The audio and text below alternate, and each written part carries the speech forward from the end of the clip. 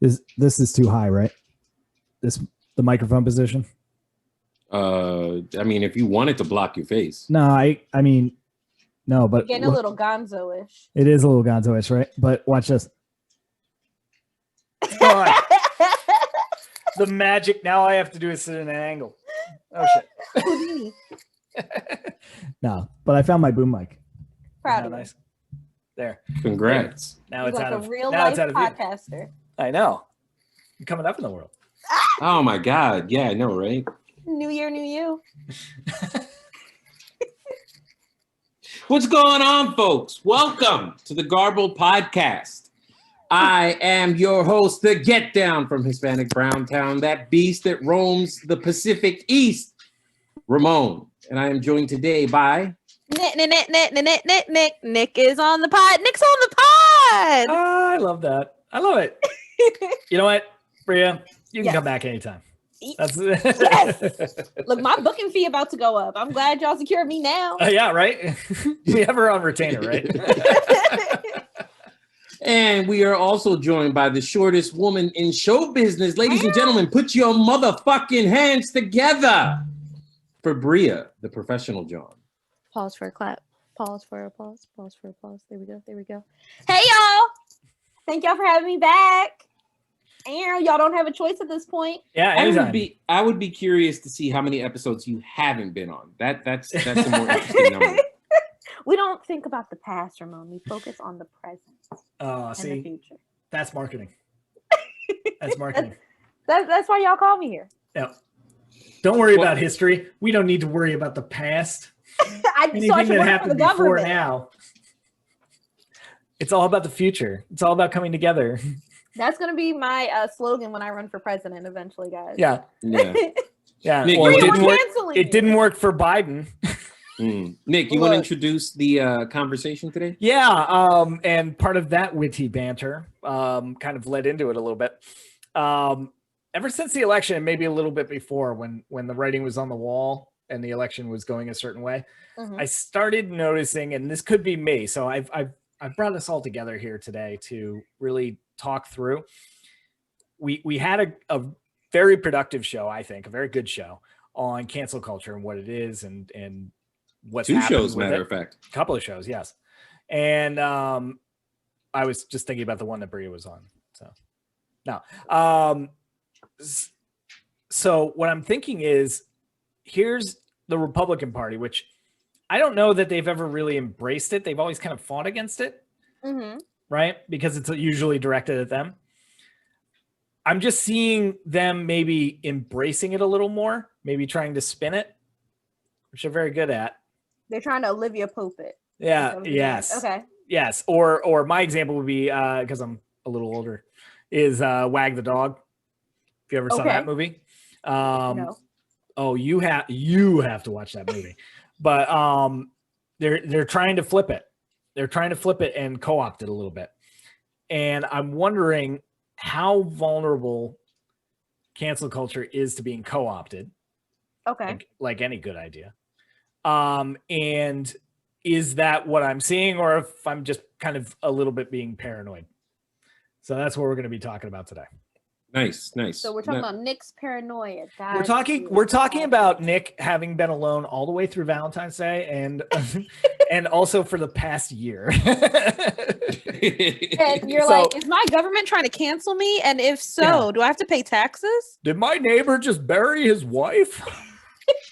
That was a terrible impression. I apologize. Was that supposed to be Jimmy Stewart? Yes, that was supposed to be Jimmy Stewart with no practice or runtime. Yeah, I apologize. We'll fix it in post.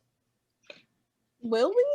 No. If you've seen any of the videos I posted lately, no. That's the running gag here. We don't fix anything in post. Let's post. Yeah, that should be our slogan. We're posting. We cancel post. Yes, we cancel post. But yeah, so the other shows that we did on cancel culture, definitely go and check them out. If I can figure out how to do it, there will be a link below in the video. But for this one, we're not going to be talking so much about like what it is and what's going on. We'll use some examples, but we're not going to be revisiting that topic. We're going to be looking at its vulnerabilities.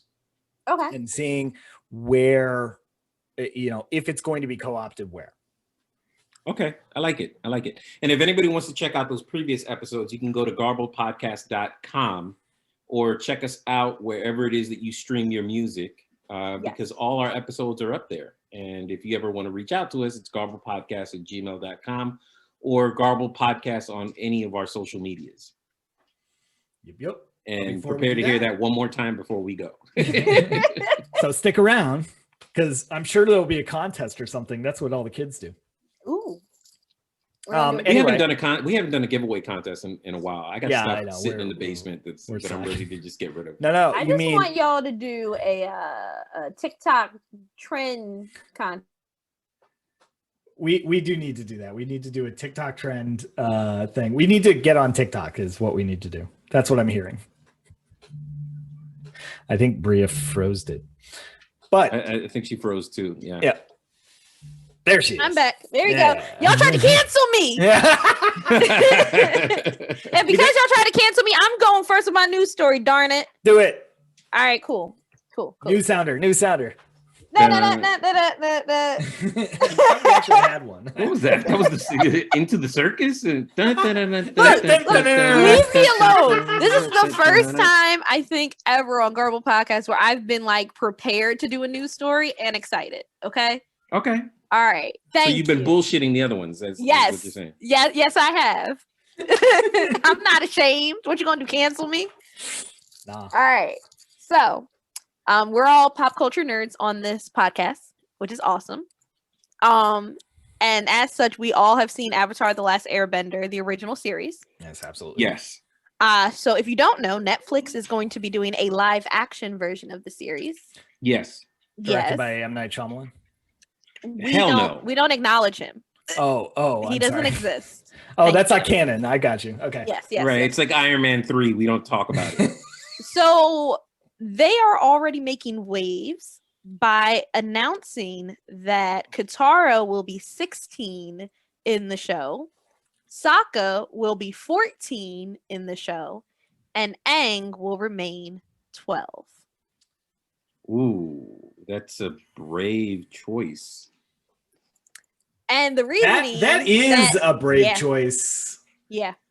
The reasoning being, and this is what fans have deduced, thanks to Twitter, because that's where I get all of my news from, is that Katara will probably not wind up with Aang because that would be super creepy, which leaves room for her to fall in love with Zuko. I will not be taking questions at this time. The proper pairing will happen, and y'all will just have to eat it. Sorry. No, come on, man. You almost took over the entire show, by the way. You can't do a live action remake of Avatar and then just... You know what this is? You know what this is?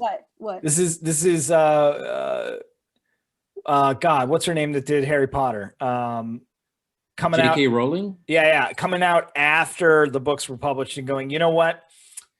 Fans are right. I've thought about it. Really, Hermione and Harry should have wound up together. Yep. Or like Scott Pilgrim versus the World, where the comic book had a completely different ending from the movie because the movie came out first. If Full Metal Alchemist can do it, so can Avatar: The Last Airbender. No. I will not be taking any questions at this time. But Nick, your news story, please. If you disagree with what I'm saying, you can leave comments down below. I will not read them. Hateful comments. I will not read them. I'm letting you know now. You will be wasting your time, but you can leave them on YouTube, Instagram, and Twitter. Although fire and water does make the steam. Right. When they're both of age. Jesus. Which they will be. Yes, eventually. Time marches on. I'll go to my news story now. Yeah, so did everyone see? In useless news that doesn't help anybody, Ted Cruz got busted. Yes, this is my favorite type of news story. Oh, yeah. Ted Cruz, fuck that guy. So Ted Cruz, senator from the great state of Texas, he started posting a whole bunch of things on the social medias about what's going on in Texas, which legitimately, all jokes aside, is very serious and very, very, very unfortunate, especially when it's you very have dystopian. It's super. Yes, it is dystopian. It is Waterworld. It is Mad Max. It is in the snow. It is crazy. And all week, ever since really they started getting hit, people have been reposting some of Ted Cruz's anti-climate change sentiments, where he's always brought it back home. He stayed very much on message, talking about how he'll believe in climate change when Texas freezes over. So that's happening right now. It's a humanitarian issue. It is a humanitarian crisis, and it is one that is their own making. Specifically because if you're familiar with how infrastructure and power grids usually work, grids are across state lines. They service whole areas, geographic areas, and it's not necessarily state by state. Texas is, I think, the only, I could be wrong, but I'm pretty sure the only state that has privatized its own power grid. So if you're getting power while you're in Texas, you are getting it from Texas. Most of their power comes from natural gas. They're big proponents of it because they have a lot of it in their state.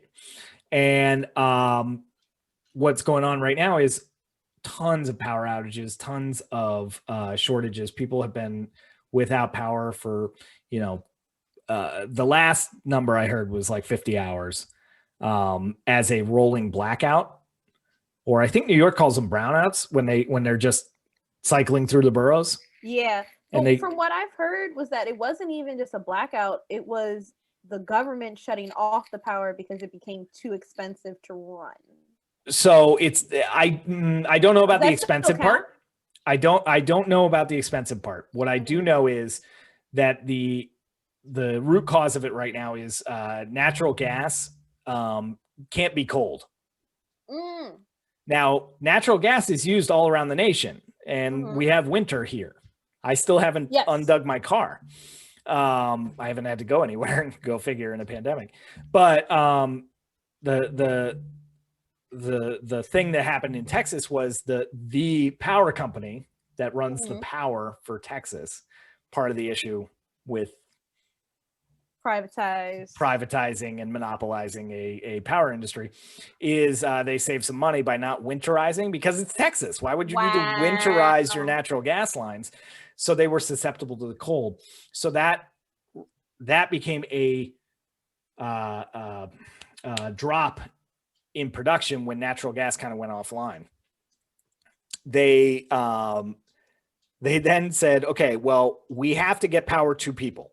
Right. So we'll do in like the summer when it hits 100 for like 5 days in a row, and everyone's running their AC, and like New York City does rolling blackouts or brownouts, I think, again, is what they call it, where, okay, this neighborhood's not going to have power for a couple hours. Then it's going to go to this one. They'll get their power back, and they're turning it off to give everybody at least something. So you can keep your food and, not die. Yeah. And what's happening is what they're doing is turning it off and forgetting to turn it back on or roll it. So affluent areas are getting power 24/7, and other people have been out for 50, 60 hours at least, and that's just my most common knowledge. It could be more. So they're getting a lot of heat right now. They're trying to deflect it, and they're trying to say, well, look, a couple of wind turbines that we have in the state froze up. They locked up. There's your Green New Deal screwing us over. Look at everybody that's out of power. So wind turbines make up 7% of their power portfolio. So losing 10% of them does nothing. 0.7% of their, that's not the reason. Anyway, so the spin game is going on. Everyone's, pointing fingers at everyone else. Ted Cruz being very high profile in Texas and being considered a leader of the state for whatever that's worth, with him leading. Well, he got a little bit caught in the middle of this, getting on a plane and then sitting on a plane and then flying on a plane to Cancun. Hey, His just where family. everyone wants to go. Yes, he was taking a week vacation down in Cancun. He didn't get called on it until he stepped off the plane in Cancun, and reporters just flooded him, and he had to wade through every reporter. They're like, "Hey, everything that's going on in your state, do you think this is a good time to go on vacation?" And he just like trudged through, and he was on a plane back the next day, and tried to spin it that he was just taking his family down there because his kids were upset. They were like, "We've been in the house too long," and he's like, "You know what? I'll do what a good dad would do, and I'll escort my family down there, and then I'll fly back." During a pandemic. Yeah. Let's go ahead and break the travel ban. Let's go ahead and do this and that because for the kids. Wasn't he pro border control? Yeah, he was pro Trump wall, pro everything. Yep. Yeah, but I'll go there and visit. Yeah, because and I'll take the kids. I'll go there and because it's safe. There you go. I mean, they're all murderers and rapists. Life. Yeah. It just the complete hypocrisy of it was ridiculous. Also, the funny part of that story was one of the reasons that they knew was because he put his name on a list, his actual name on a list to get bumped up to first class if there was any availability. Wow. And he didn't. He sat in coach. Good. We need to bring back the asshole or scumbag of the week or whatever it is that we choose to call it, because it's Ted douchebag of the week, Ted Cruz. Just ridiculous, but the amount of sleuthery going on, just people Twitter is the next CIA, and I don't understand why they haven't been funded. It's like the Twitter because it's Big Brother and nobody's going to fund Big Brother. But yeah, I would fund. That's more like Big Sis. Just do it's Gossip Girl. There you go. That's more like Big Sis. Like Big Sis is who you call. Like, look, I don't know if this guy is actually a scammer. Can you find out? And then she has his social security number and his blood type by Tuesday. She means well. That's all that she just means well. She wants to make sure that you're safe. Big Brother is just in your business to get you in trouble with mom. And that's the difference. All right. Yes. Fair enough. Yes. But yeah, he got outed big, and his stupid excuses and stupid explanations. Blame women. It's the funniest thing because like I said, news that doesn't matter. It doesn't matter. Nope. He's somehow he can get destroyed on social media and everybody yelling at him and everybody calling him an idiot and him kind of going, yeah, I shouldn't have done that. And like, watch his apology. I guess in hindsight, probably shouldn't have tried to do that. No shit. He's not even going to say that. He's going to say, I guess in hindsight, I shouldn't let my female relatives, aka my daughters, manipulate me into taking them somewhere so I could be a good dad. Yeah. Or something along those lines. Those poor girls are going to get cyberbullied. And that's going to be the sad part. They won't. He will order a hit. Who do it? Yeah, have you seen his haircut? Cyberbullied. Have you seen his recent haircut? I don't want to. It's like he shaved it into a mullet. His business thing is now a mullet. Those girls are going to get cyberbullied, and I feel bad for them. They don't deserve that. But wasn't there also some bullshit where he left his dog behind too? Like people were angry at him because he left his dog behind in the. There's so much I don't even remember. That sounds like Romney. Bring him up something. That sounds like Mitt Romney back in the day, where he National Lampooned his dog. Dog on the roof. Well, that just goes to show, ladies and gentlemen, the people who are representing you are hard at work at just taking advantage of the power and the structure and all the benefits, but they're not actually doing the goddamn job. Also, not willing to. Dog. What happened? He did abandon his dog, and guess what his dog's name is? I don't know what. Snowflake. Oh. You heard it here first, guys. Well, not really if you're on the internet, but he's trash. You heard it here second. You heard it here at some number. That's horrible. Oh, humans are one thing, but dogs named Snowflake have to be protected. Yes. Agreed. But anyway, that was you're chicanery. All right. So that brings me to my news story, which is kind of. So how many of you know who Gina Carano is? I think everyone at this point. Probably before this, no one. No. Gina Carano was a big name in MMA for years. That's true. She's got fans all over the place. She was in the Fast and Furious movies. The most recent thing is she plays Cara Dune in The Mandalorian. Better put some past tense on that. Past tense, because she was fired by Disney. By the mouse, you better watch your tone, Ramon. That's right. They cancel people that don't even work for them. You better watch. The House of Mouse fired Cara Dune or Gina Carano. Mm-hmm. But I think it's in line with our topic because Gina Carano is arguing that part of her firing is because she's a Republican. As people who are often rich and famous have leanings that are Republican, because let's be realistic.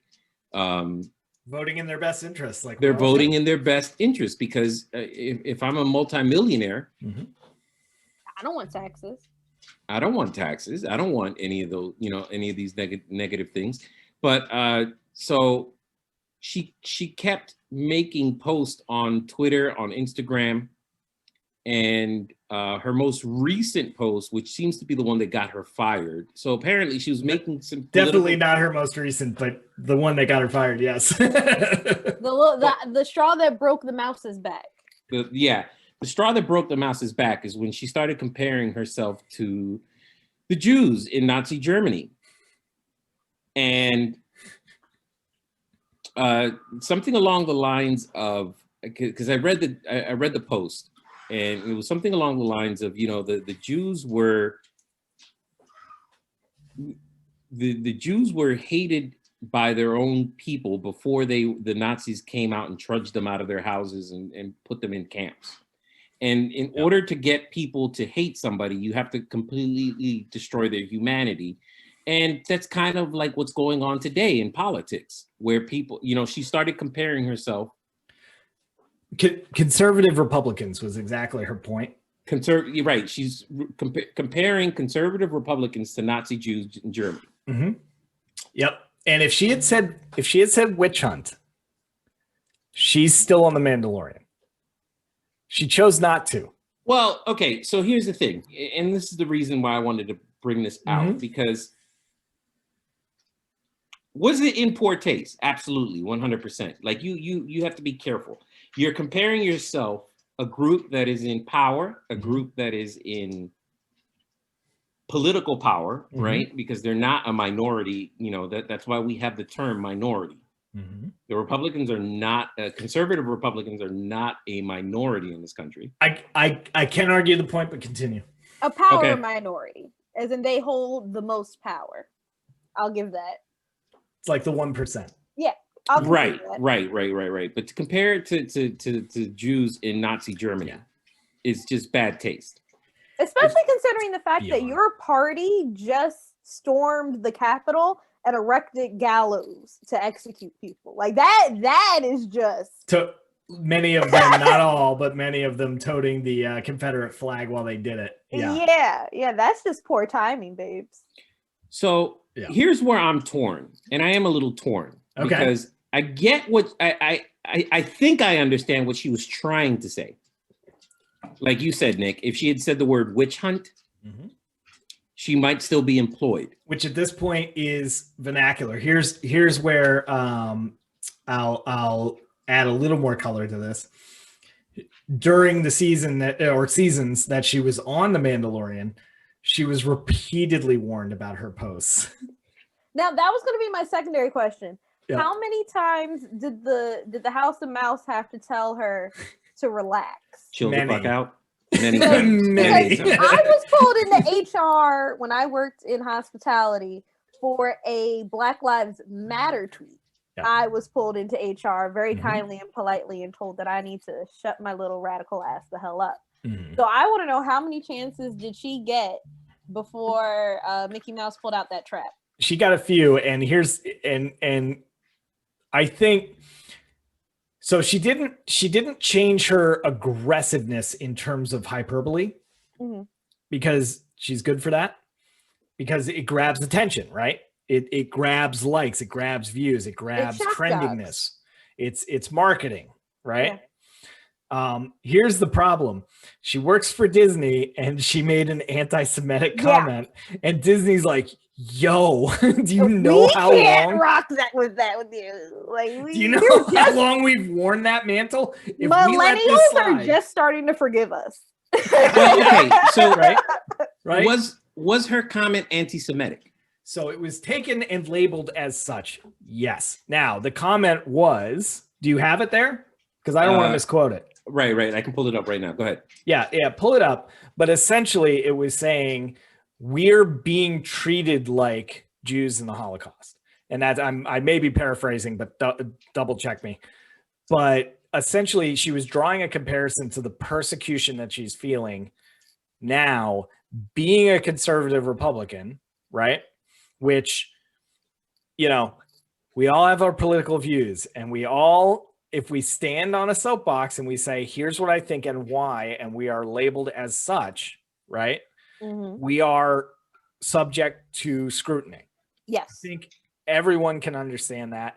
And if you're going to take a very vocal stand on anything, you have to know that there's going to be backlash, and you have to be able to take that, which is a different conversation, quite frankly. I think you should be able to voice your opinion. I think people should be able to have a conversation with you. I don't necessarily think it has to be hostile or to the point that the internet can take it. But if you're setting the stage for it to be hostile, if you're stirring the pot to get likes and views, because exactly. What I've seen as a result of it, right, is everyone saying no one's canceling you, quote unquote. No one canceled you because you're conservative. No one's canceling you because of your opinion on taxes. We're canceling you specifically because you related your struggles as a millionaire conservative Republican to the Holocaust, sis. Like that's the reason. And the fact that she can't seem to wrap her little brain around that is the issue. Here's the exact quote. Jews were beaten in the streets, not by Nazi soldiers, but by their neighbors, even by children. Because history is edited, most people today don't realize that to get to the point where Nazi soldiers could easily round up thousands of Jews, the government first made their own neighbors hate them simply for being Jews. How is that any different from hating someone for their political views? And then she had a picture of Jews being chased by children. Yeah, that's where you... We live in a country that refuses to acknowledge the fact that the KKK still exists. Yeah. Just don't mention the Holocaust. Just leave that alone. Yeah, like leave that alone. Out of all of the metaphors and similes that I'm sure this woman is able to conjure up, I'm sure she's very educated. She knew that this was going to be divisive. She knew that she was going to get a certain reaction, and she wanted it. She wanted it, frankly. Yep. I know that's very a very scary sentence in the world of Me Too, but you wanted that reaction, sis. You did. No, and I get what you're saying, and yes, I get the branch that puts you out on it because of reactionary posts. Now it's funny when you read it, and I wasn't reading it. I heard a different take on it. Okay. Vote. Is that anti-Semitic? No, it's not anti-Semitic. It's just poor taste. Poor taste and extremely insensitive. Yeah. And a little like going to a funeral and going, I missed my bowling league. Why does everything bad always happen to me? Right. That kind of hyperbole. It gives me very Karen is the N-word for white women. That's what it gave me. It gave me Karen is the N-word for white women. Yeah. And I'm like, no, it's not. Mm-hmm. It's not. And the fact that you have to take it to that hyperbole proves that it's not the same. Yeah, but still trying to push an agenda and a message using that tragedy and atrocity or whatever you want to call it. And yes. Yep. Like she could have just said, I feel persecuted because I am a conservative Republican. She could have just said that and nobody would pay her any mind. You could go, it's trendy right now to attack this mindset and think about it. And she'd be fine. It's an easy reach is what it is. It's an easy it's comparison. Right. Like you can like for some reason the Holocaust is one of those things where it's like, we're being persecuted. Are you really to that degree, to that level? You're going to compare yourself to the slaughter of 6 million people, 6 million plus. Yeah. I mean, if you do get by that, there is a social commentary there that's worth exploring, but because of the comparative nature of it and the incendiary language you chose to use rather than communicate a message, it becomes talking at someone as opposed to talking with someone, and it becomes grandstanding and now using that horribleness for your own advantage. And I think George Carlin would agree that this is definitely ironic. Because you're gonna have to help me out with this because you burned me too many times. That's not irony. You see what I'm just like. Well, it's ironic in that this is the straw that broke the mouse's back and got her fired. And they like one of the things that pissed her off was that she found out that she got fired when everybody else found out that she was fired. Yeah, that happens a lot. She got fired on her day off. It's fine, sis. It's happened to all of us. It's like that's how Trump fired people. We can do it too. Yeah. The interesting thing is the backlash that Disney's been receiving because her character was really well received. You know what? And have you watched it? Yeah. No, I'm fully caught up on The Mandalorian. I know you like to binge, and I didn't know how many seasons you wanted to get into it. By the way, so WandaVision ended in so the episode is over. Thank you so much, guys. My Twitter is at the Don't turn off. I was kidding. Oh, okay, cool. I was gonna make up something stupid that didn't happen in the show, but no, I know you like to binge, so I didn't want to go there if you hadn't been there. But Beloved, yeah, okay, in an enjoyable segment of the show, absolutely. But not just integral? That, but she well, I wouldn't say integral, but she definitely was going to be a part of the series that they had planned, Rangers in the old or in the New Republic or something like that. I can't remember exactly. They were going to spin her off? Yeah, that was part of why she received the badge and everything. She was going to be like law enforcement. You were going to have like a law enforcement show set in the Star Wars universe. So she fumbled the bag. Hard. She fumbled an entire series. In which case, I'm even more pro her getting her just desserts in this case. Early rather than after they hired everybody. Yeah. Well, in a sense of, do you really want someone to have that much star power who doesn't know how to not be a dick? Like, I feel like the world has enough people that aren't like just atrocious assholes that are also talented. I would like to consider myself one. So Disney, if you would like to cast a short multiracial young lady in anything, I'm right here. Hi, how you doing? But there are plenty of people that aren't assholes that are very talented that could probably do the role just as good, if not better. So why should we give it to this person who's hell bent on being an asshole? So you're saying right now you're going to step into that role? Look, I'm take that on? I'm right here. I'm very coachable. Love it. I've never watched Star Wars, but what's also been interesting. Pretend. What's also been interesting is how many people have canceled their subscriptions to Disney Plus as a result of that. How many people? Disney was concerned. A nice number of people canceled. Not more concerned than they would be if they were canceled by the Jewish community of America. Fair point. Fair point.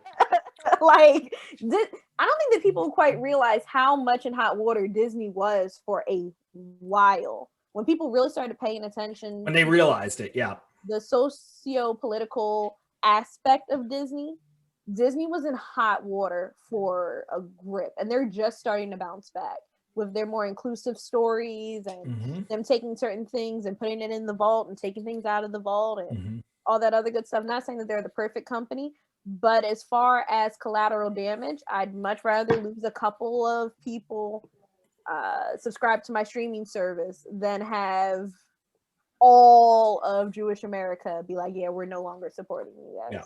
Right, but I think part of if we're gonna have this conversation about co-opting, if we're gonna have this conversation co-opting cancel culture, like one of the things that we have to realize is that what she said wasn't anti-Semitic. No. Was it important? Like, and I'm not defending her by any means. I'm not defending her. And that's part of having the conversation. We have to understand that we're now talking about something that got somebody canceled, which can make it sound like it's dangerous to talk about this subject. However, when you break that down, was what she was saying anti-Semitic? No. Was it in absolutely poor taste and absolutely hyperbolic and absolutely not even a correlation at all? To the brand. Yes. I think that's the other part. It was damaging to the brand. So as someone who has been in corporate America, as we all have on this podcast, if you damage your company's brand, you're gone. There are repercussions. There are certainly repercussions. And if what you're saying is true, that she was warned multiple times, I don't see how they couldn't fire her. Right. Yep. Especially that particular third rail to make that comment with it being Disney. Yeah, they had absolutely no choice but to do it. Go ahead. I'm sorry. No, I was going to say what you have is the media goes, oh, anti-Semitic, and then they run with it because that's the sexy headline. That's the clickbait that's going to get you to look at their story and get them paid.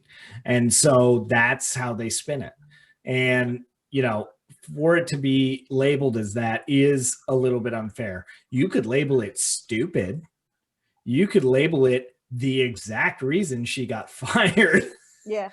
But to label it that, I mean, is in itself hyperbole. I'm giving her, she was just being an asshole.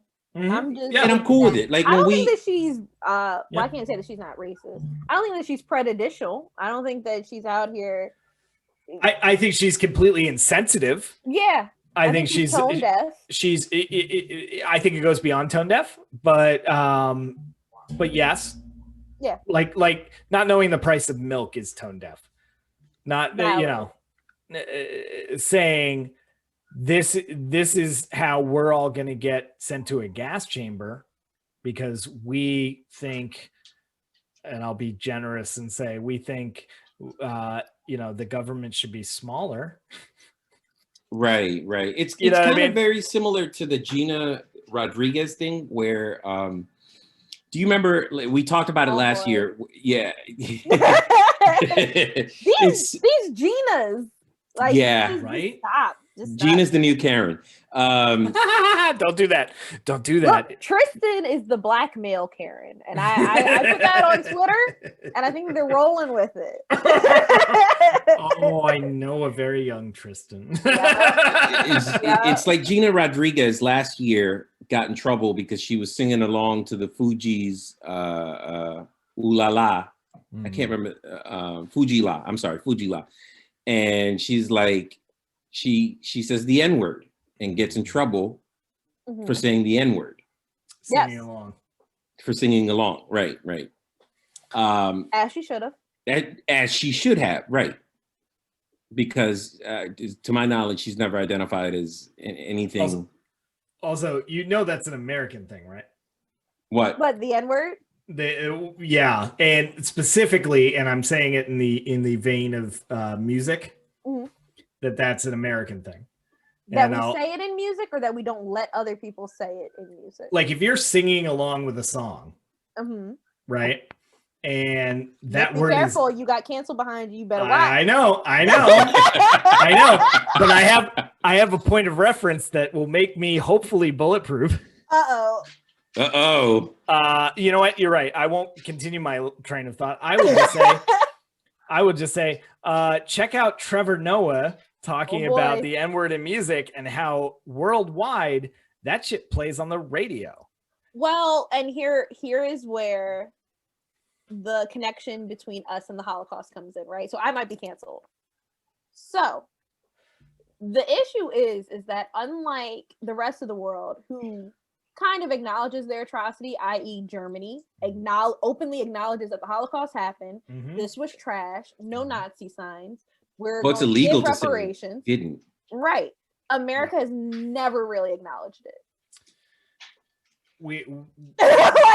America is denialist in its at its core. Exactly. So in order for America to progress, like honestly, I want to get to the world where we can freely say, I'm Black and I feel uncomfortable saying it on this podcast. I don't know why. I would love to get to the point where we can hear it on the radio or such. I don't know if I'll be comfortable hearing other people say it. But I would like for us to get to that level. But in order for us to get to that level, people have to acknowledge the historical atrocities that have happened in America first. So before we get all concerned about saying the N-word and who should be able to say it and all that, let's start by acknowledging our historical atrocities. Yep. Fair enough. Gina. Ma'am. So here's the thing. So even after like Gina and especially after the election and stuff, we're starting to see kind of the groundwork, or I'm starting to see, I won't loop you guys into this. I'm starting to see groundwork being laid where, like, I don't want to make this as political as it sounds in my head right now. So what I'm going to say is people that have typically been victimized by cancel culture are starting to maybe celebrities and such. Yes, are starting to maybe trying to redirect that back out away from them, which is a common tactic. Like when you say, "Hey, what about this?" I'll take my news story as an example. Oh my God, all the natural gas lines froze, and they go, "Yeah, but look at the windmills that aren't turning." It's nonsensical, but it misdirects. It reminds me of the Office scene where everyone has the guns pointed at each other, but it's just fingers. And it's like, are you going to lay yours down first? Because I'm not. But yeah, I definitely see that. I've been paying attention to it from a political aspect, but it's a lot more fun to pay attention to celebrities trying to do it because when they do it, it's really, really, really petty. Because they don't have people telling them what to say. Yeah, what is up with that? Like what on IG? What the hell? Wow. Like you can't afford a publicist who's gonna do your tweets for you? Oh, you need more than that. You need damage control in the back. Yeah, you need Olivia Pope like telling them what to say so that they can just say it. So I'm telling you, if I ever get any money, the first thing I'm spending it is I'm gonna have a person that I flow all my tweets, all my Instagram posts through. Bree, you're at this point too inner circle. It can't be you. It has to be almost somebody who can tell us with veto power. No. The tweet is going to be like, "I hate Bria," and I'll be like, "Do you really want to post that? I don't know if that would give you the right vibe for your brand." Actually, no, you would say it behind closed doors. You would say it. I have 500,000 people that will blow up this podcast. They will destroy you. But the most insane thing that I've seen recently, and this is just a completely dumb example, is there's this chick named Trisha Paytas that I've never really paid attention to whatsoever online. Okay. But she's a YouTube super mega star, millions of followers, millions of dollars, whatever.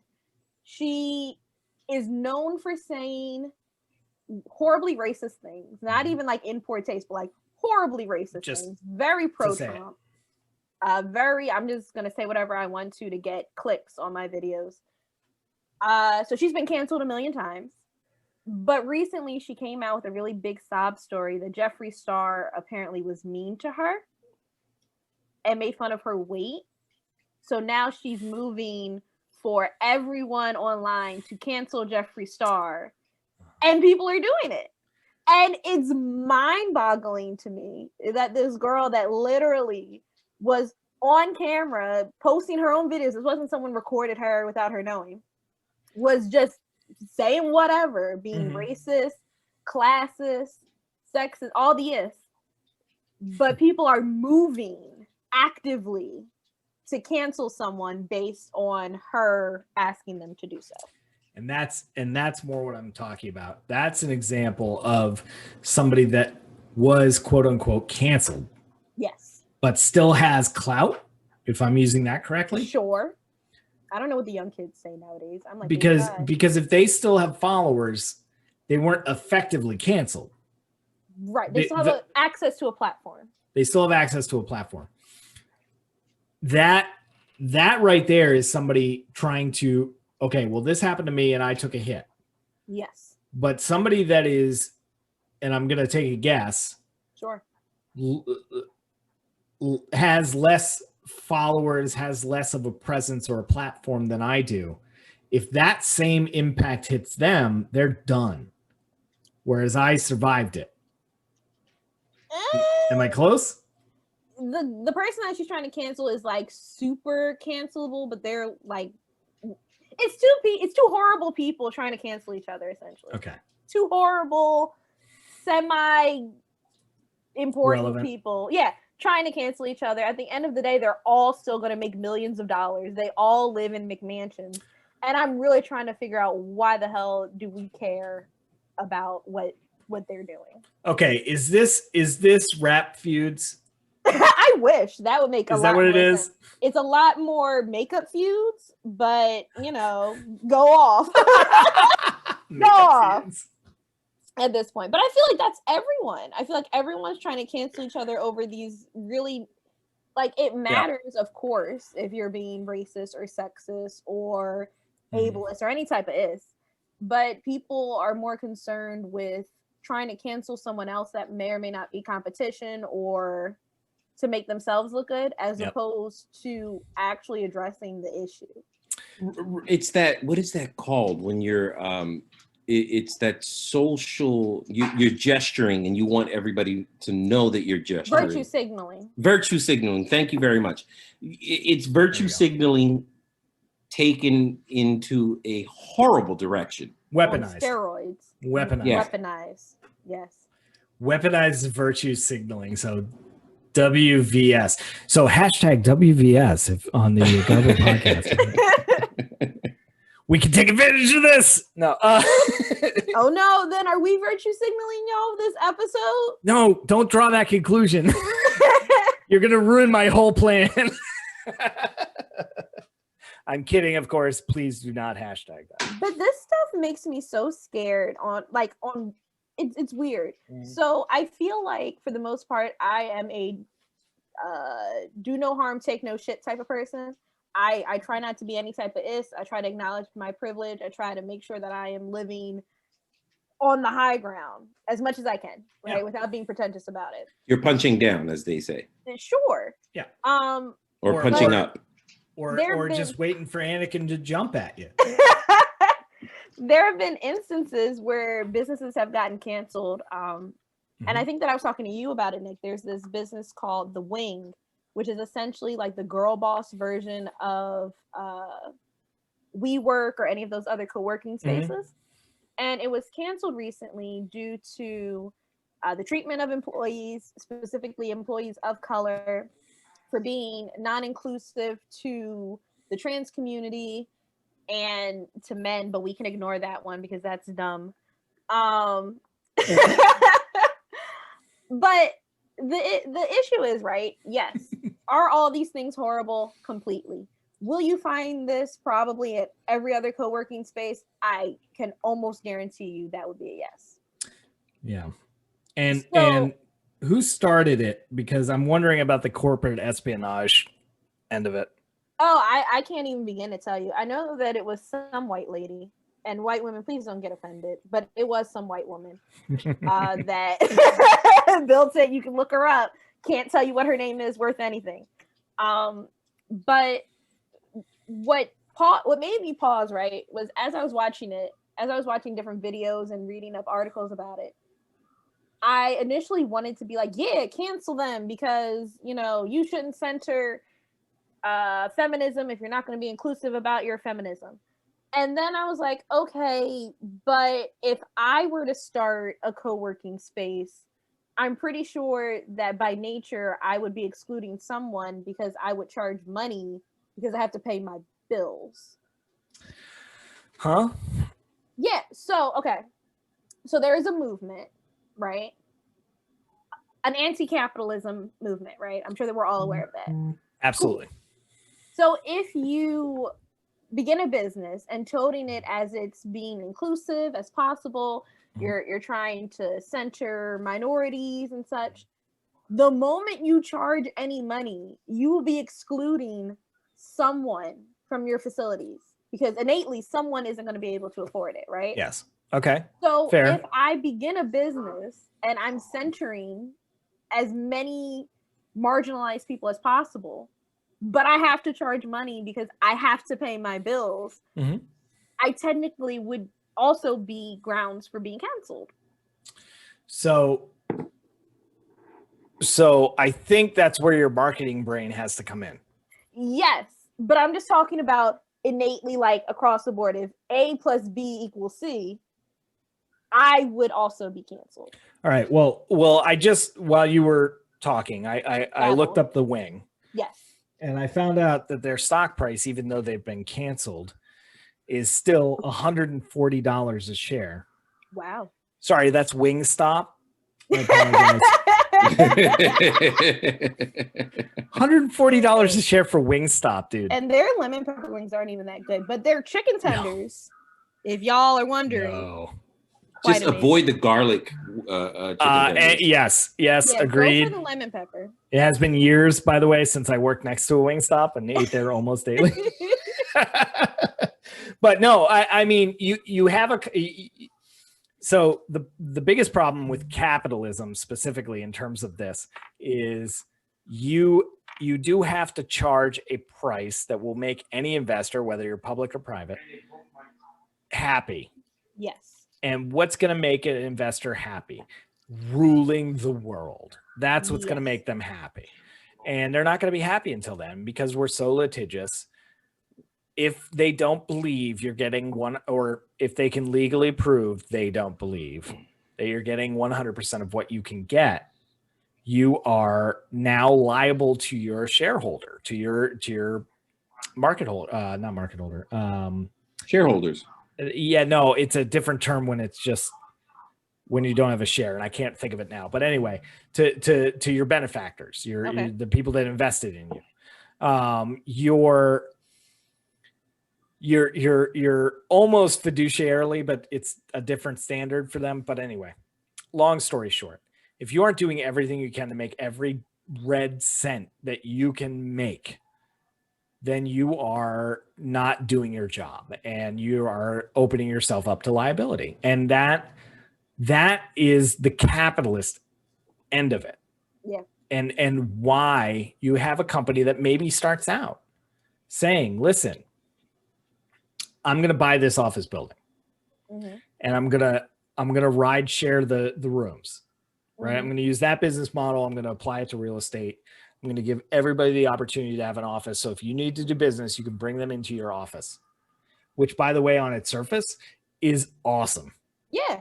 No, like the actual idea behind the entire building was brilliant. She said that she wanted a space that centered women because oftentimes in business, as we all know, men are centered innately. the original building, I think, had like breast pump rooms, which are never in any co-working space. Yo, they are. Oh, okay. They are actually mandated now. I learned this from a friend who had a baby. Mm-hmm.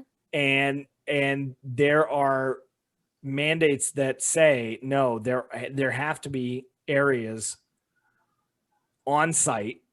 And quite frankly, I think that was the compromise for letting you actually go and raise your child. Yeah, no, definitely. You know what I mean? But like but there has to be a private room for that. But the loophole in that, and this is something that I found out, I won't shout out which businesses I was working with, but what they will give you is a storage closet to pump. These were rooms they do not made for the comfort of the mother.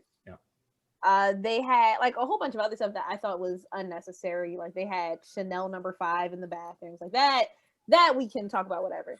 But it centered a very specific feminine aura, which sounds kind of cool. And from most of the people that visited, they said that they had a great time. But innately, we're in a capitalistic society. Yep. It has to be run a certain way. Yes, they were able to pay their employees living wages of $15 per hour, but because of that, everyone was working 2 days a week. Yeah. Like, so how can you win? Yeah, and that is the game in capitalism, right? Yeah. Like, so to get it back to our topic, because we could go way off on a capitalist conversation. We should, by the way. But to get it back onto this, if you want to look at the corporate espionage aspect of taking out your enemies by using their own business practices against them. Oh yeah. That one right there could absolutely crush a company like Wing. Is that what it is? The Wing. The Wing, if they're coming out and saying we're for the women, right? Yep. Right there. First off, you're going to get a backlash, but you can bounce back from that one. You can bounce back from that one because, here comes the patriarchy to stamp down a woman-centric business. Okay, you're gonna fend that one off. You're gonna parry that, but that's a fate. That's a fade to just set up the next shot, which is, you're women-centric, and you're putting people in a broom closet to handle all their women's stuff. I assume that would be filtered through someone who knew how to term that, but that's what the corporate patriarchy would say. I'm sure, and I'm not pro or con the Wing, right? I'm neither pro nor con. I have issues on both sides. But I am 100% sure that if I so happen to have a co-working space, I would certainly have one of my employees check out my competitors and maybe voice a dissenting opinion if they are a woman. Now hold on. Don't you want them to succeed just like you? Not if I'm in capitalism. Right.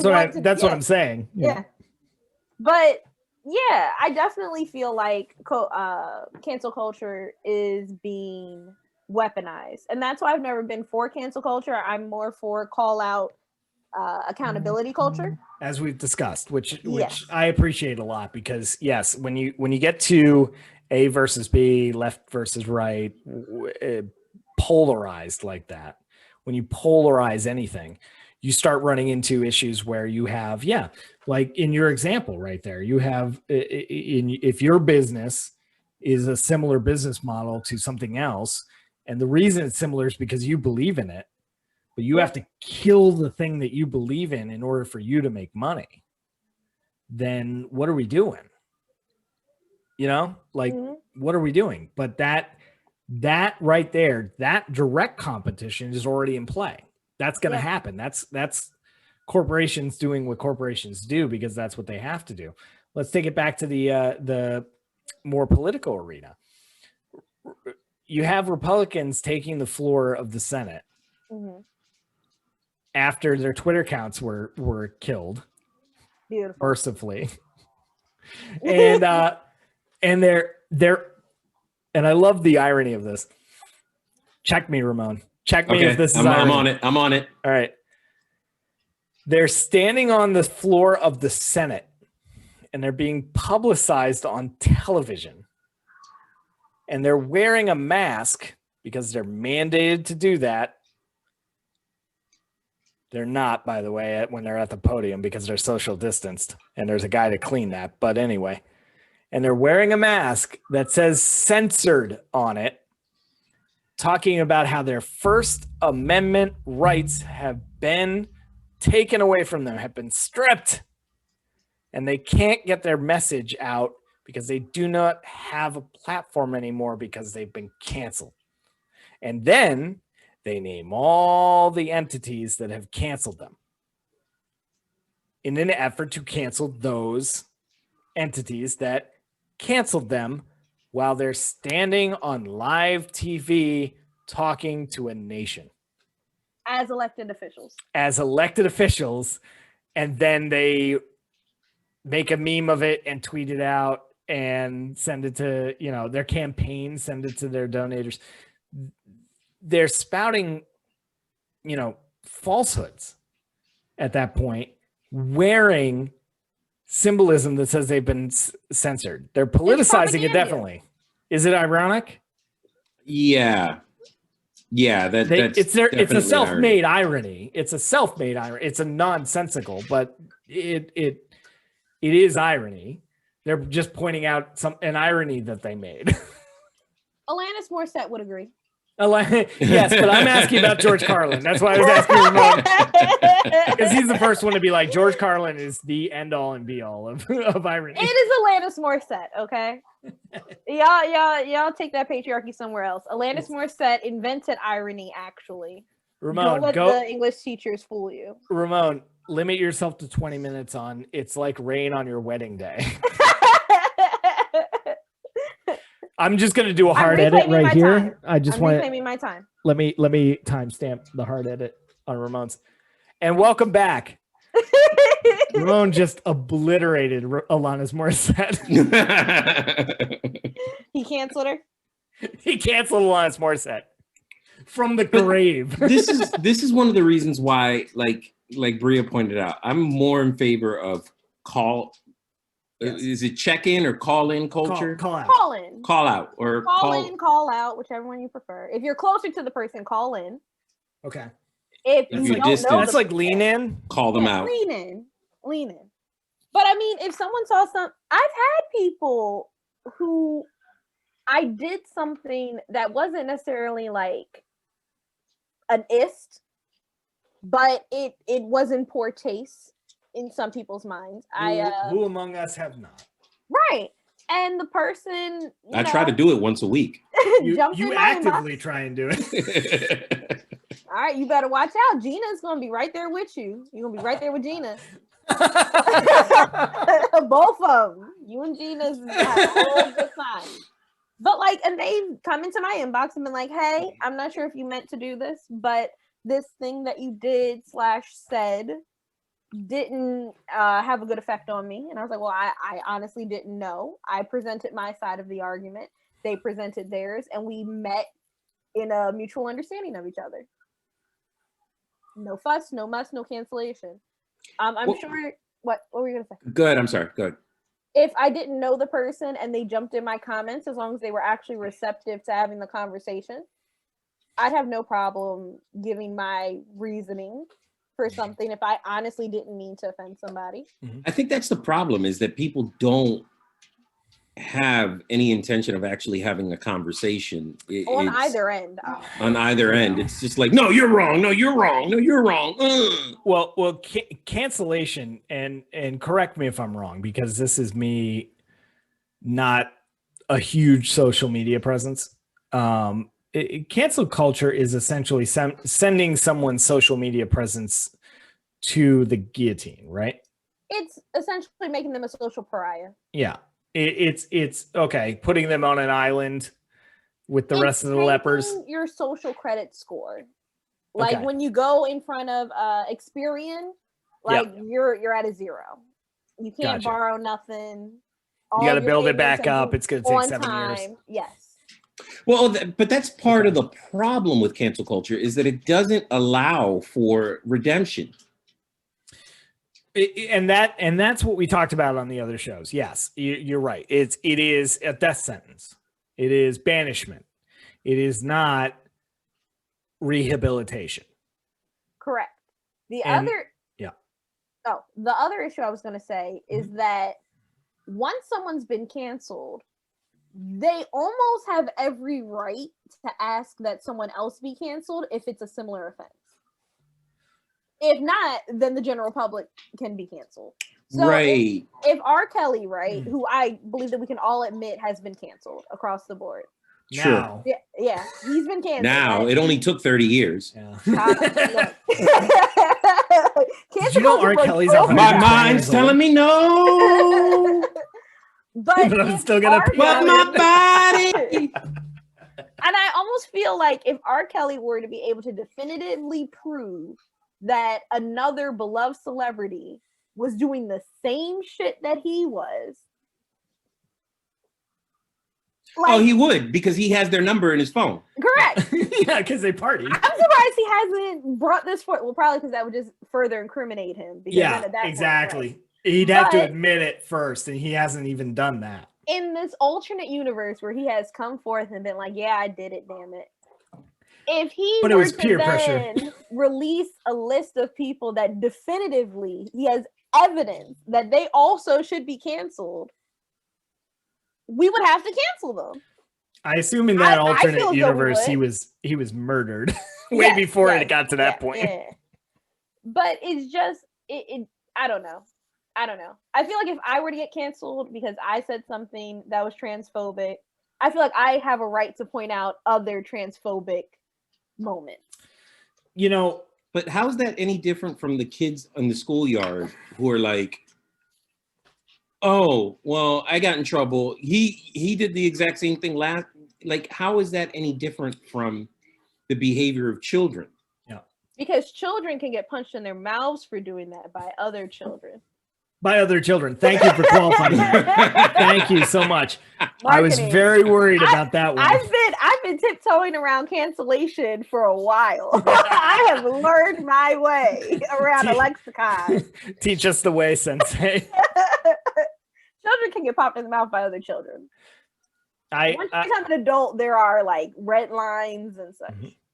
Yeah, and that's what I worry about. Actually, that strikes to more of my fear of it being weaponized on an adult level. The schoolyard notwithstanding, like, you know, you have somebody that is now going down. Yeah. And let's say they're political. Let's go there first. Okay. Yeah. They're political. They're suddenly promised by somebody, right?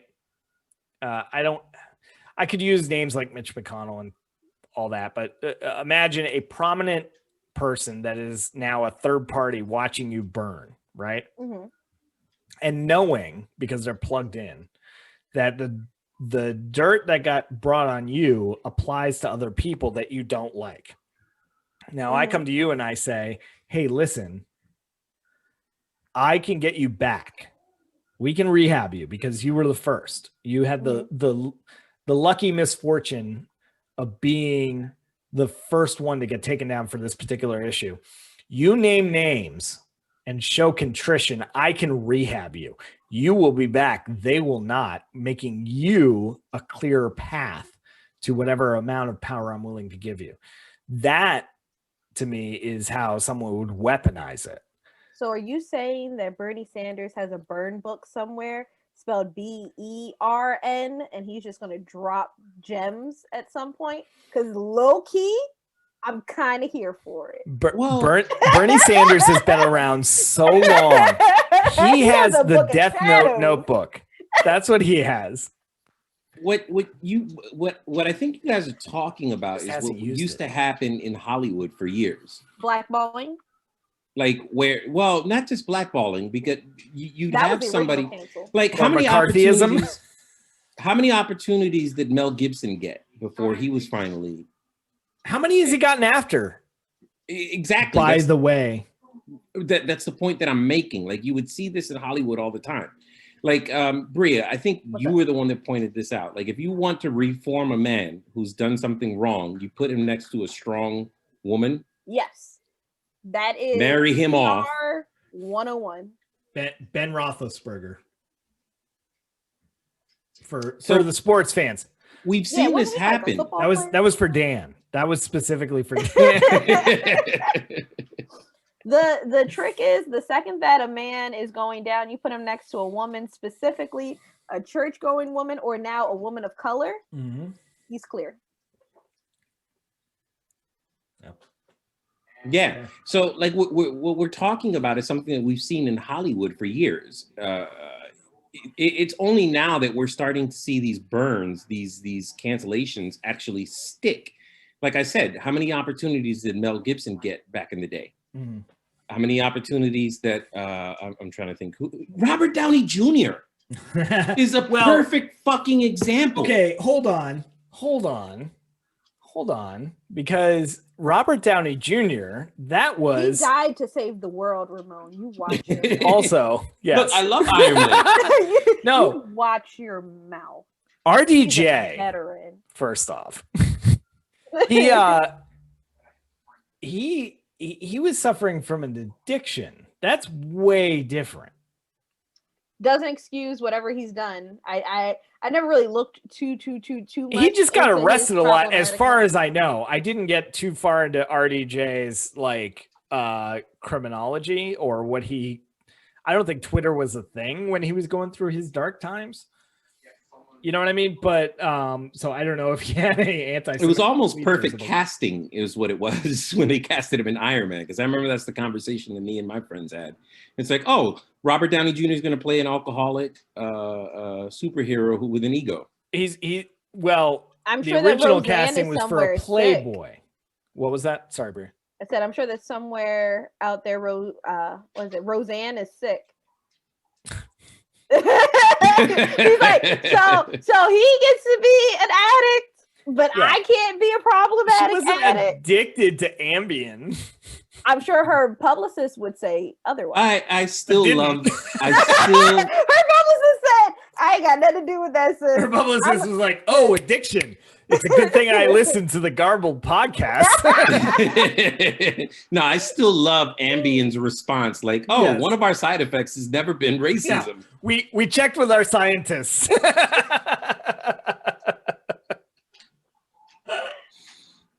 Perfect troll job.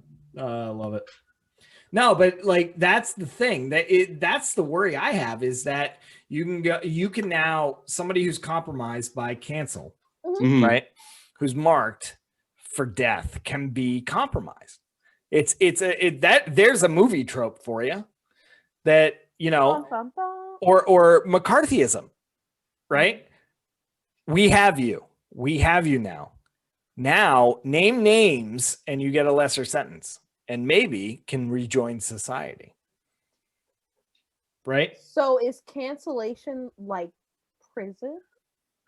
Is like what? Like prison? Like the feds have you, so if you're not naming names, Closer to blackballing because there isn't legitimate like incarceration. Mhm. There's just you don't have this valve anymore. Okay. Right? Which you identify with a lot because that's your livelihood or that's your identity or however you do it. What I'm saying is you could take that and bend it to your will if you were connected enough and also smart enough to stay off social media. But we also see it with companies. You know, it's not just, it's like brand names get canceled all the time. Like I still to this day have not bought a Goya product. Oh my God. Chick-fil-A. I'm allergic because I have a nut allergy, but I wouldn't eat there anyway. Yeah. Oh, because thank God for Popeyes. Because of their stance. Now, how many people in Chick-fil-A said we could take down Wendy's with this same hate? Wendy said, "I will see you on the playground." Wendy's was like, "Take this ginger heat." Oh, by the way, for anyone that's trying to actively cancel Chick-fil-A in your life, I recently kicked the habit. I am a queer Black woman. Wait, hold on. Yeah. You ate Chick-fil-A? I am a queer Black woman and I acknowledge my struggle. Feel free to cancel me. Once again, I will not read the comments. No, that's you can fine. Feel free to come after me. My You know credit what? score is already tanked anyway. So go You know ahead. what? You got ahead of it, so you can go ahead and talk about your struggle and get clout from it. See, now I'm a That's survivor. beautiful. Now I'm a survivor. That's right. And I can help other people survive, because if you have not tried the chicken dipping sauce from either Walmart or what is that? Not Save-A-Lot. Walmart. Save-A-Lot. Not Walmart. Okay, cool. Buy it from Save-A-Lot in that case. There you go. It is literally the exact same thing. So if you want to drive around with it in your glove compartment, not saying that I do that, also not saying I don't do that, and pick yourself up some regular chicken nuggets somewhere and eat it with your chicken dipping sauce, you'll be fine, sis. Not to mention that that Popeye sandwich is. Woo. I love that Brie was like, listen, if you're addicted to heroin, methadone is amazing. Look, man, in a capitalistic society, I've realized that until I decide to live in the woods and be butt naked and just sing with the tree nymphs, I'm going to be on the losing end of something. Yo, by the way, speaking of that, and not necessarily for the same reason, but very close, I am this close to being butt naked in the woods, to moving to Alaska and living off the fucking land. Are you trying to avoid being canceled? Is that how far you're willing to go? No, I don't need to be canceled. I just need to not do that anymore. not even be bombarded by that. Because yeah, you're right. No move you make. And when you have a Gina Carano coming out and saying, "Oh my God, I feel persecuted to the level I feel persecuted," which is ludicrous. But when you feel the heat and what you're trying to do is just live your best life, but you feel the heat, right?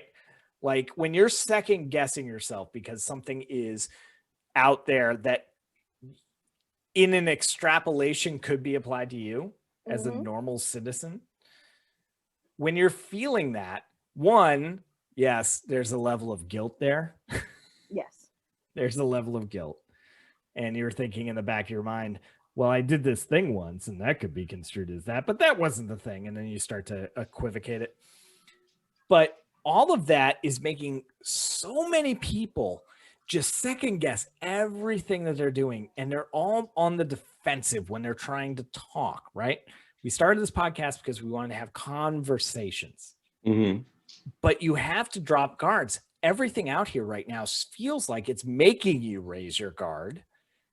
And I say feels like purposely because it isn't. It's just you are.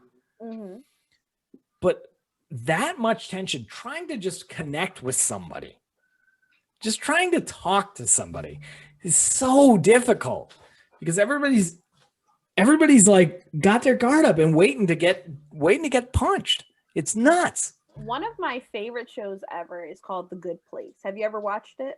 I'm familiar enough with it to know an example if you gave one, but I didn't watch it religiously. So everyone should watch it, but fast forward to the part that I'm interested in talking about. It's essentially about how do you get into heaven? And you get into heaven by doing good things. And when you do good things, you get a point. When you do bad things, you get a point taken away, right? Essentially, you get canceled. Cool. So in the last X amount of years, we find out that no one's been to heaven. Spoiler alert. So yeah, they're all in the bad place, right? Right. So all of the characters are like, okay, well, that's crazy because there are plenty of good people. Why is no one going to heaven? And God goes, well, none of y'all did good things. Y'all, no one in the last X amount of years has done enough good things to get to heaven. So the characters say, why don't you go to earth and live and see if you would make it to heaven? God goes down and spends her entire lifetime trying to buy a tomato. Pause. The reason why she spends her entire life trying to buy a tomato is because no matter what she did, no matter who she bought it from, she would be committing something that was bad. So if you buy it from Walmart, you're supporting a huge capitalistic company. Yes. If you buy it from a small grocer who uses pesticides on their land, you're polluting the earth. If you grow it yourself, and she went through this huge rabbit hole, and she realized that earth had become so complicated that even the act of buying a tomato would wind you up in hell. Right. Like I have a cousin who loves to buy coffee from Starbucks, which I personally hate because I think it's I personally find Starbucks to be very pretentious. But we don't he buys it because taste, really? Ramon, it's okay. you don't enjoy a good PSL every now and again, just seasonally. I don't.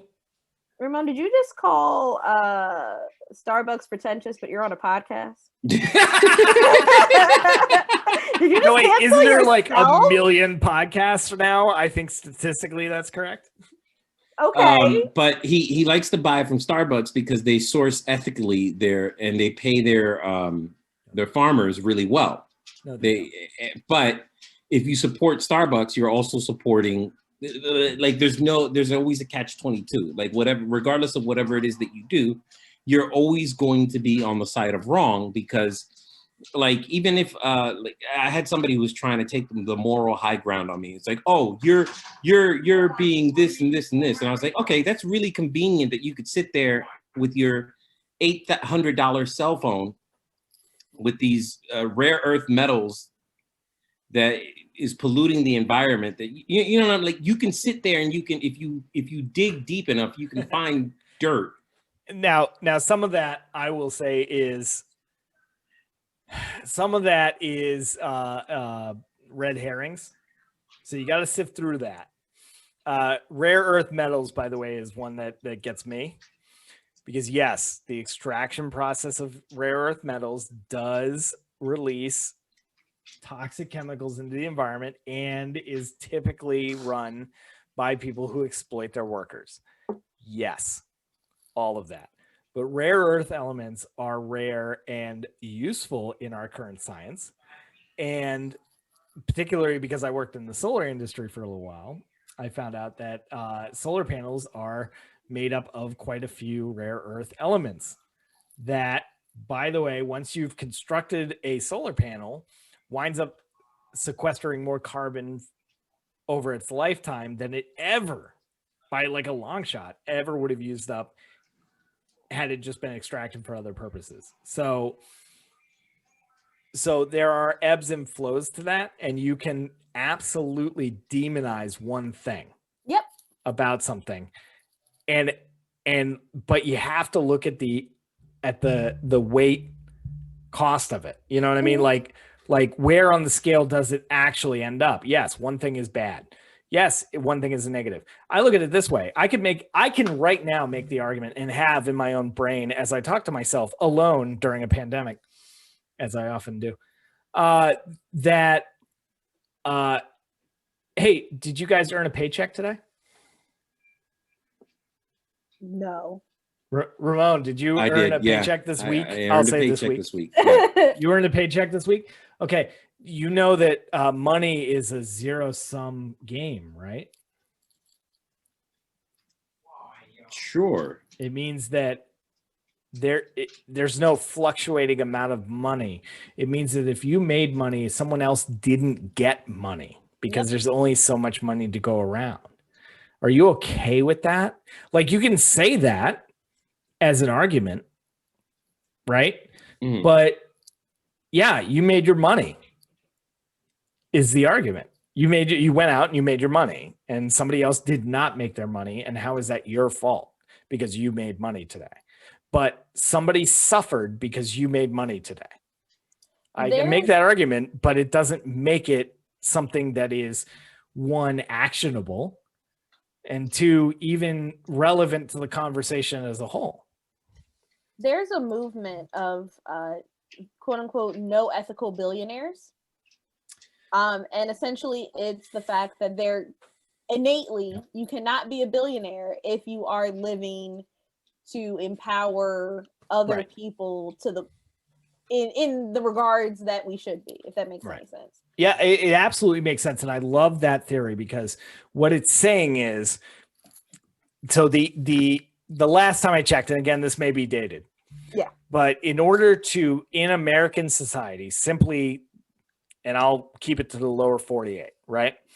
Like in the 48 states, if you want to own your home, own your car, support your family, and have enough to retire, what you have to make every year, average, median. So this is plain states, coasts, everywhere, is 70,000 is the median. 70,000 a year. You can support yourself and your family, and you can save for retirement. And that should be the not the goal, but that should be the expectation. The sweet spot. Yeah. That I work hard every day, regardless of what I do. 70,000 means that I'm doing what I need to do in the society to earn my way, support my family. And when I can't work anymore at whatever age that's tabbed at, I can live out the rest of my days and I'm okay. Not great.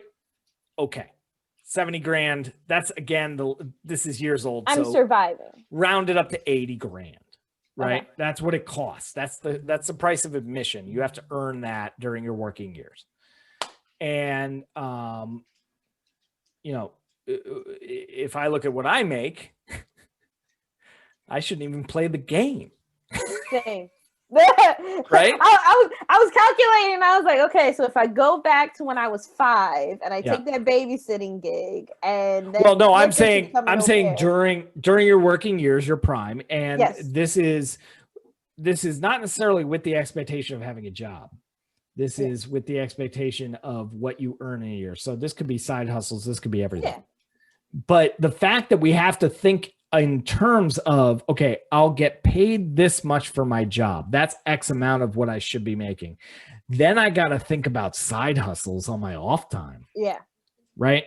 The fact that we have to think about that is either one, a problem with our expectation of what work is or what earning is, or two, a problem with the current system that we have in place, or three, capitalism in general. And I don't know which it is, and it's probably a combination of all. Yeah, because the issue that I was bringing up with the idea of no ethical billionaires, right? So yes, if you've reached a point in your business where you are a billionaire, do I believe that every one of your employees should be making a living wage? Absolutely. Yep. You cannot spend $1 billion in a lifetime. Yep. You may try, but if your employees are not able to feed their families, I feel like you still haven't succeeded in anything in life, in my opinion.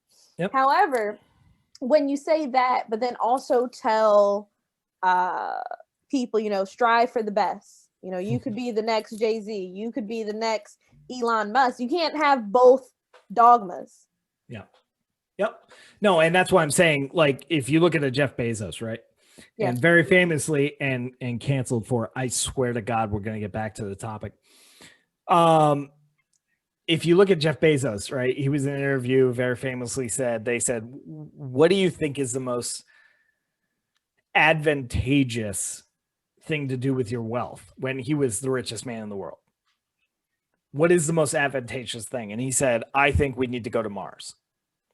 I think we need space exploration. That's the most advantageous thing. The pushback that was given was, listen, man, if you made, and I'll put you in the 1% in my statistical category, right? If you need 80,000, I'll throw it at 80,000. If you need 80,000 to survive and you make $100,000 a year put into your bank account every year, right?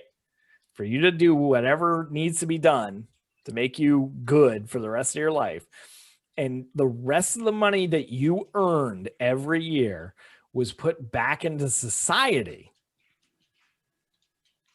That is the most advantageous thing, because not everybody is getting up to that 80,000 mark. So how many people could you lift to that 80,000 mark? Is that not the most advantageous thing? I would actually personally split the difference and say, look, if one person gets to say, listen, we need to be a multi-planet society because if something hits Earth, humans need to survive. Right? But humans aren't surviving now. Well, and that's why I said split the difference and put half of that into your space and the other half into people. And then all the millionaires do that. And so your 1% has about 20 grand more a year than you. I think we're all okay. I think we're all okay with that. Wow, you really made it. You make 20 grand more a year than I do? Shit. What do you do with all that money? Like if somebody handed me 20 grand right now and was like, by the way, this is free money every year. Free money. Like over what you need to do like everyone else does. Shit, I would feel special. Let's get back to the topic because sorry. Before we no, it's fine. Hey, listen. One thing, don't ever apologize for a conversation steering you in a different direction, because that's one of the reasons we started this podcast, is because conversations flow in different directions from where we expect them to. You're right. Absolutely. But back to the cancel culture being co-opted. What do we think? I think it has potential. I think you look at we've had this conversation before too. Communism, right? Like what is communism?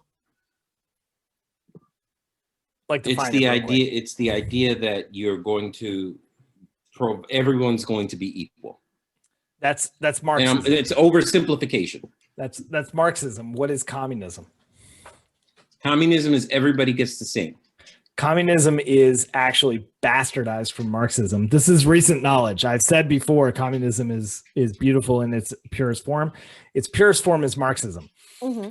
Every form of communism we've seen implemented can be termed as Maoism, Stalinism, etc., etc., etc., which are all bastardizations of the purest form, which is Marxism. Someone will correct me in the comments, but I'm going to stand by that one and move on. But anyway, everybody has their own spin. Everybody has their own take. Everyone has their own influence, especially when they get to a position where they can influence. So when you look at something like cancel culture, it is in its purest form saying, we will take someone that is wrong for the reason that is morally correct to say they are wrong, whatever that is. And again, purest form, you have to say, we all know this is wrong. And we have to move against this. The moment you put a real life situation in it, you put everyone else's influences on it, and it becomes bastardized. That's why I'm saying the potential is there to bastardize it, because from the second you take it out of its vacuum of the concept of cancel culture, it becomes something that can be bastardized and used and directed for your own gains. I don't think that cancel culture can be co-opted. Okay. Simply because I feel like cancel culture is nothing but a pendulum. I feel like, I feel like the 1% for the longest was able to cancel certain people that they no longer wanted to have a platform. They just didn't do it publicly. It was a lot more insidious. It was, this person is speaking out against something that is detrimental to the way that we want society to run. We will deplatform them and they will just disappear into obscurity. And you never thought about them again. And 20 years later, you went, oh my goodness, whatever happened to so-and-so, right? I feel like with the invention of the internet, and people being able to gain a platform by other means that didn't rely on the 1%, we took that, what little power we had.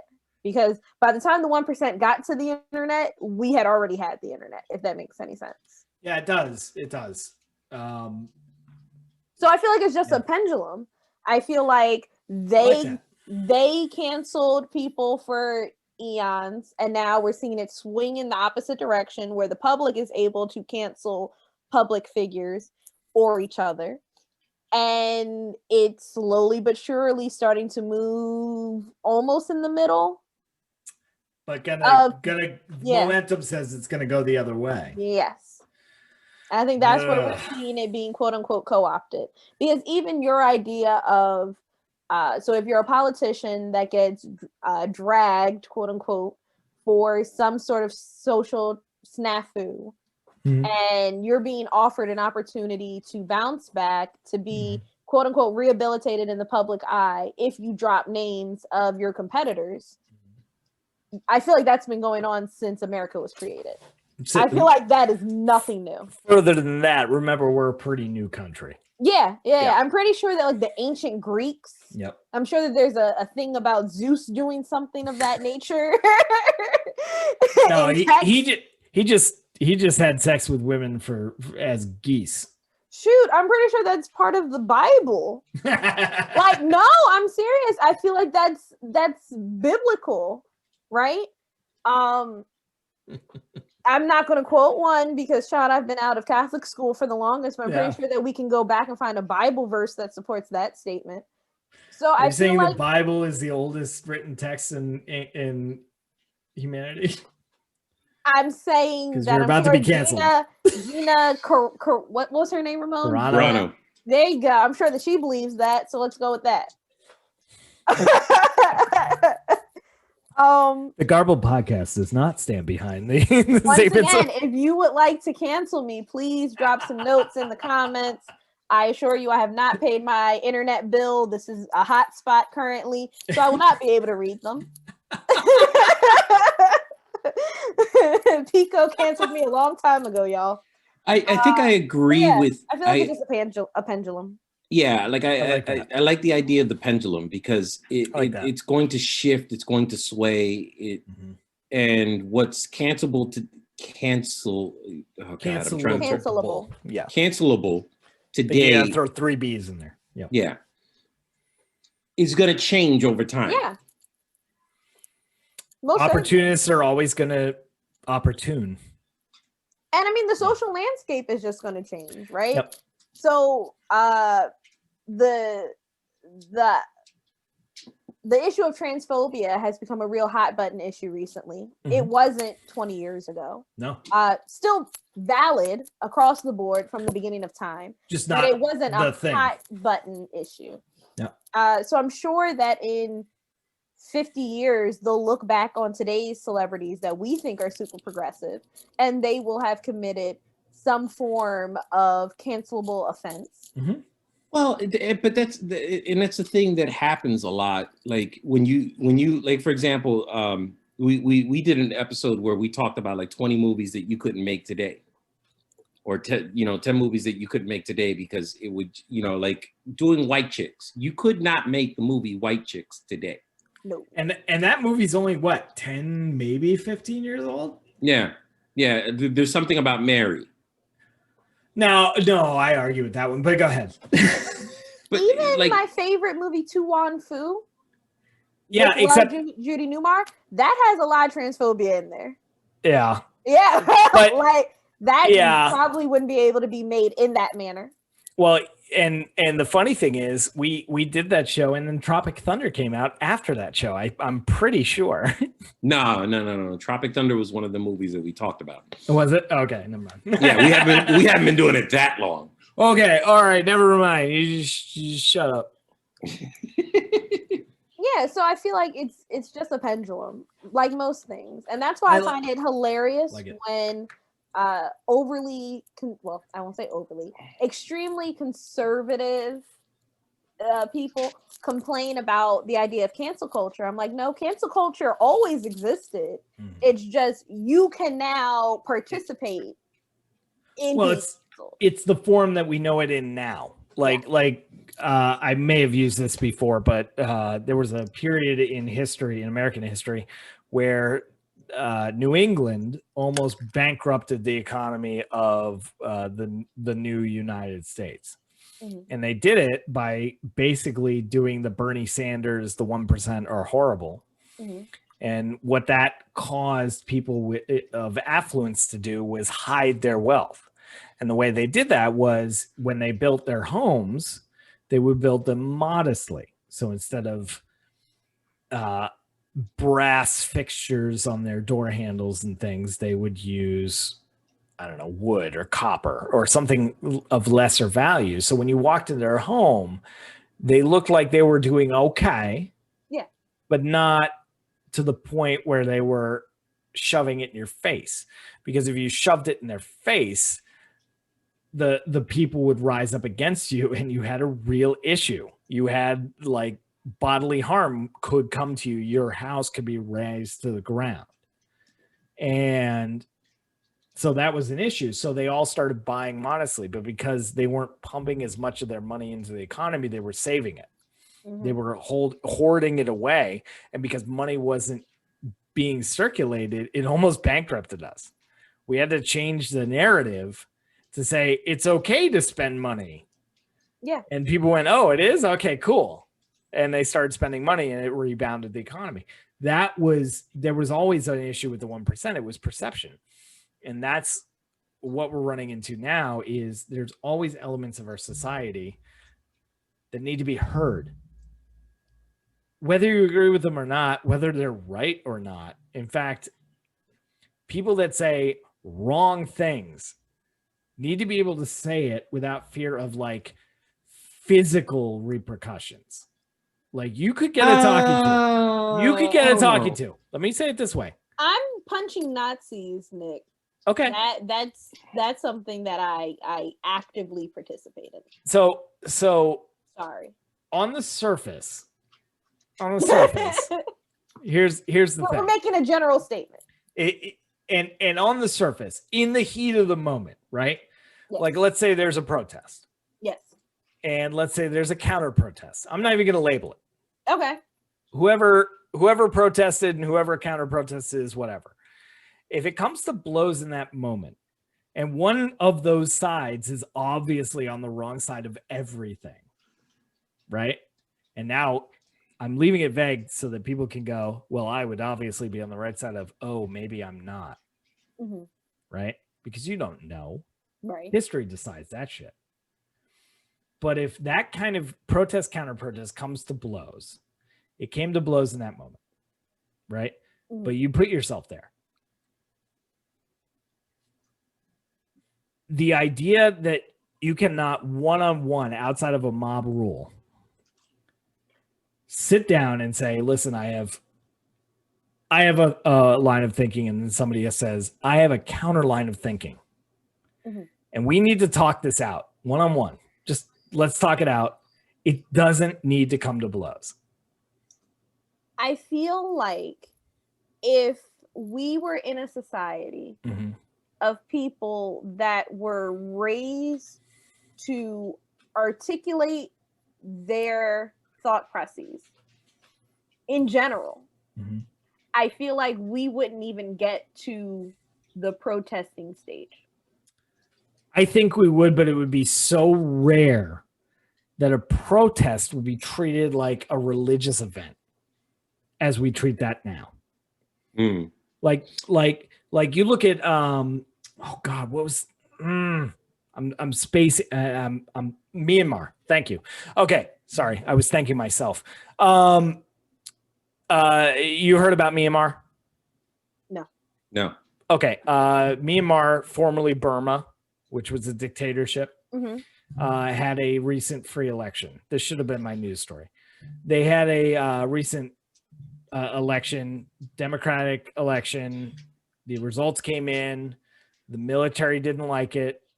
They marched and detained all the winners, and they said, "Now it's military law. It's martial law."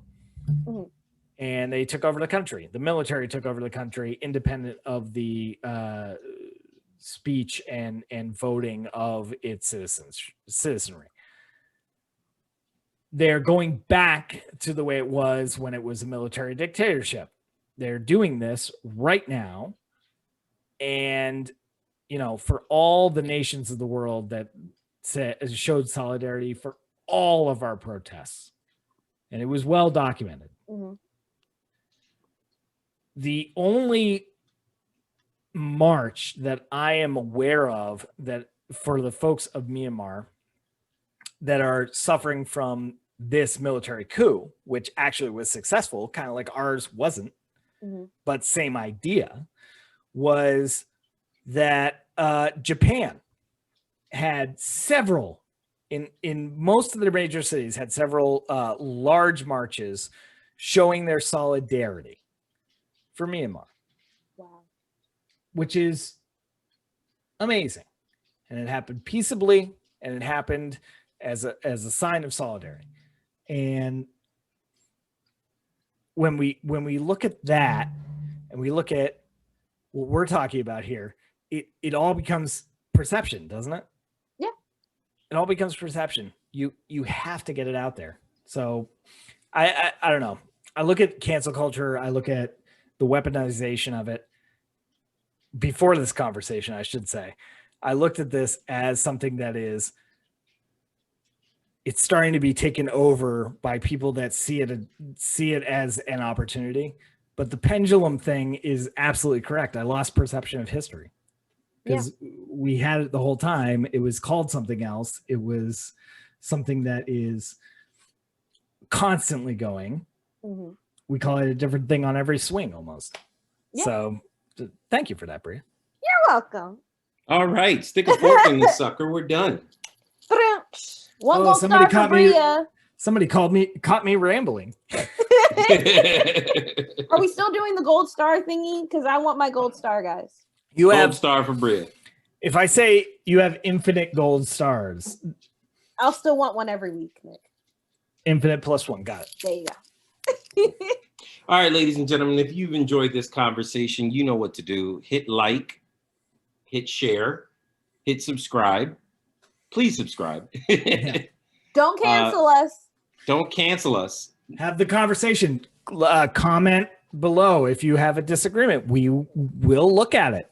They will look at it. I have gone Bria on will not look at it. that I will no longer take any questions. Okay. All right, ladies and gentlemen, you can grab the Garbled Podcast wherever it is that you listen to music, wherever it is you stream, wherever it is that you hear a good podcast. That's where we are, because we're not like other podcasts. We're not going to tell you how to listen to us. You decide that. Yeah, we don't make you do things. What do you think this is? Yeah. Reach out to us at garbledpodcast@gmail.com. You can hit us up on any one of our social medias, Twitter, Instagram, Facebook. And YouTube now. Yeah. All right, ladies and gentlemen, have a good week. Bye. Later.